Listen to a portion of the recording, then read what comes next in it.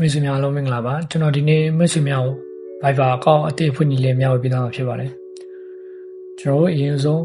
Viber application ကို download မှာဖြစ်ပါတယ်မိတ်ဆွေများ Viber application ကို download ရတဲ့ဆိုရင် Play Store ကနေတွားပြီးတော့အရင်ဆုံး application ကို download လိုက်ပါ application ကို download ပြီးရင်အဲ့ဒါကိုဖွင့်လိုက်ပါမိတ်ဆွေများ application ကိုဖွင့်ပြီးတော့သူကဒီပုံနဲ့ပြပါတယ်အဲ့ဒါကိုဒီအောက်နာ start now နှိပ်ရမှာဖြစ်ပါတယ်အဲ့ဒါကိုနှိပ်ပြီးမိတ်ဆွေများရဲ့country code နဲ့ phone number နှိပ်ခိုင်းတာဖြစ်ပါတယ်ကျွန်တော်မြန်မာနိုင်ငံဆိုတော့သူက auto select လုပ်ပြီးလိုက်ပါတယ်ဒီ phone number ကိုတော့ကျွန်တော်နှိပ်ရမှာဖြစ်ပါတယ် phone number ကိုနှိပ်ပြီးသွားရင် continue နှိပ်လိုက်ပါ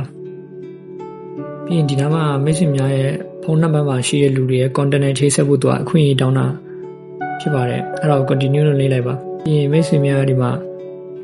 contact တွေနဲ့ access လုပ်လို့ရတယ်ဆိုတာမိတ်ဆွေများရဲ့ဖုန်းထဲကလူတွေနဲ့သူဆက်သွယ်လို့ရလားဆိုတော့အလောက်လို့နေလိုက်ပါပြီးရင်မိတ်ဆွေများပြောတဲ့ဖုန်းတွေနဲ့လည်း access လုပ်လို့ရတယ်ဆိုရင်လည်းမိတ်ဆွေများဆန္ဒရှိတော့အလောက်လို့နေလိုက်ပါဒါမှမဟုတ်ဆန္ဒမရှိရင်တော့အလောက်လို့နေလို့ရပါတယ်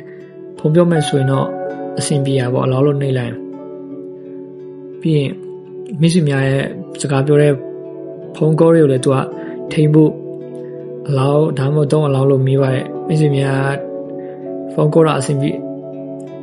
မိတ်ဆွေများစကားပြောတာအဆင်ပြေချင်တော့အလောက်လုံးနေလိုက်ပါသူကဒီမှာဒီကြီး6ခုပို့ပေးမှာဖြစ်ပါတယ်မိတ်ဆွေများဖုန်းထဲကို message 6ခုပို့ပေးမှာဖြစ်ပါတယ်ပြီးရင်အဲ့ဒါကိုတစ်ခါရဲသူကဝင်သွားတာပေါ့အဲ့ဒါဝင်ပြီးရင်ဒါမှမိတ်ဆွေများရဲ့ account နာမည်ကိုထည့်ရမှာဖြစ်ပါတယ်ပြီးရင်ဒီနားမှာမိတ်ဆွေများရဲ့မွေးတက္ကရာကိုယူရမှာဖြစ်ပါတယ်ပြီးရင်ဒီနားမှာမိတ်ဆွေများ Gmail ထည့်မယ်ဆိုရင်တော့မိတ်ဆွေများမရှိရင်လည်းဒီ email ညမှာအပြောက်လုပ်လို့ရပါတယ်မိတ်ဆွေများမရှိရင်လည်းဆက်သွားလို့ရပါတယ်ဒါမှမဟုတ်မိတ်ဆွေများ Gmail ထည့်ထားရင်မိတ်ဆွေများအကောင့်ပြန်ဖွင့်ရချင်းအဆင်ပြေရပါအဲ့အတွက်ကျွန်တော် Gmail တခုယူလိုက်ပါမယ်ပြီးရင်ဒီအောက်နားမှာမိတ်ဆွေများ Viber မိတ်ဆွေများကို update တွေပို့ပေးမို့ခင်ဗျားခွင့်ပြုလားဆိုရင်ဒီနားမှာဒီအဝိုင်းနားလေးကိုအမှန်လေးနှိပ်လို့ရပါတယ်ဒါမှမဟုတ်မိတ်ဆွေများ update မလို့ရှင်လဲမနှိပ်လည်းရပါတယ်ပြီးရင်အမှန်ကိုနှိပ်လိုက်ပါပြီးရင်ဒီနားမှာမေးရတာသူက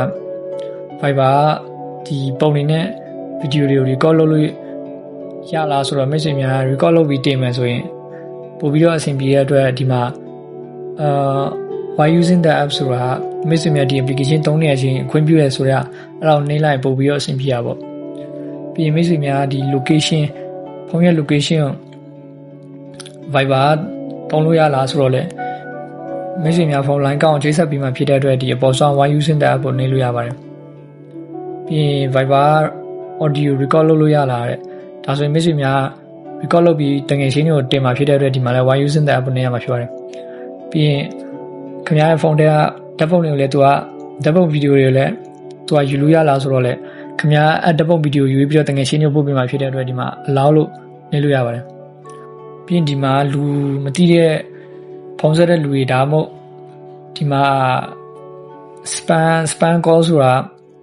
မရှိမှလိမ်ဖို့ဖုန်းဆက်တဲ့လူတွေကိုလည်းဒီတက်လို့မဟုတ် caller ID တုံးနေဆိုရင်လည်းရပါတယ်ထပ်တော့နောက်ဒါမှမဟုတ်နောက်မှလုပ်ရှင်လည်းရပါတယ် maybe later နှိပ်လို့ရပါတယ်ဒါဆိုရင်မိတ်ဆွေများ Viber အကောင့်ဖွင့်ပြီးသားဖြစ်သွားပါပြီမိတ်ဆွေများဒီ Viber အကောင့်ကိုနည်းပပပြင်ချင်နေရပါတယ်ဒီမှာကိုယ့်ရဲ့တက်ပုံလည်းရိုက်ပြီးတော့တင်လို့ရပါပေါ့ပြီးရင်ဒီမှာကိုယ့်ရဲ့ QR လည်းအကောင့်ရှာရလိုအောင်လို့ဒီမှာ my QR code ဆိုတဲ့နေရာမှာကိုယ့်ရဲ့ QR လည်းပေးလို့ရပါတယ်သူက QR